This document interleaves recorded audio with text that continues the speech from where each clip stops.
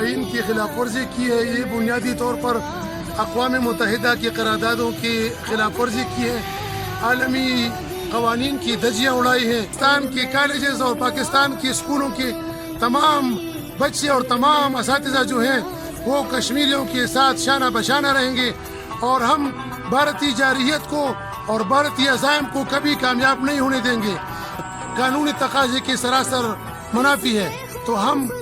ان کے خلاف ہیں، ان کے خلاف آواز اٹھائیں گے، اور ہر محاذ پر ہم پاکستان کے ساتھ ہیں اور پاکستانی فوج کے ساتھ ہیں، اور کشمیر بنے گا، پاکستان، کشمیر بنے گا پاکستان۔ انڈیا کے ساتھ جو ہم نے الیکشن میں الحاق کیا تھا وہ فیصلہ غلط تھا، اور ہمیں پاکستان کو سپورٹ کرنا چاہیے تھا۔ تو پاکستان کے لیے، کشمیریوں کے لیے بالکل محبوبہ مفتی کا یہ بیان ایک زبردست اہمیت رکھتی ہے، اور انشاءاللہ العزیز پاکستان کے عوام کشمیریوں کے ساتھ ہیں، اور کشمیریوں کے ساتھ شانہ بشانہ پاکستان کے عوام کڑے ہیں، اور انشاءاللہ کڑے رہیں گے اور لڑتے رہیں گے انشاءاللہ۔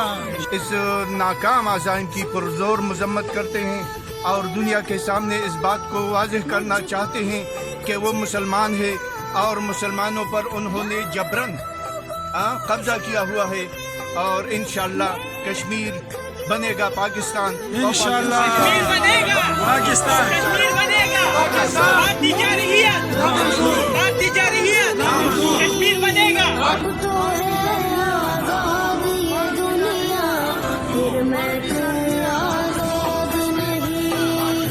اب تو ہے آزاد یہ دنیا، پھر میں کیوں آزاد نہیں، پھر میں کیوں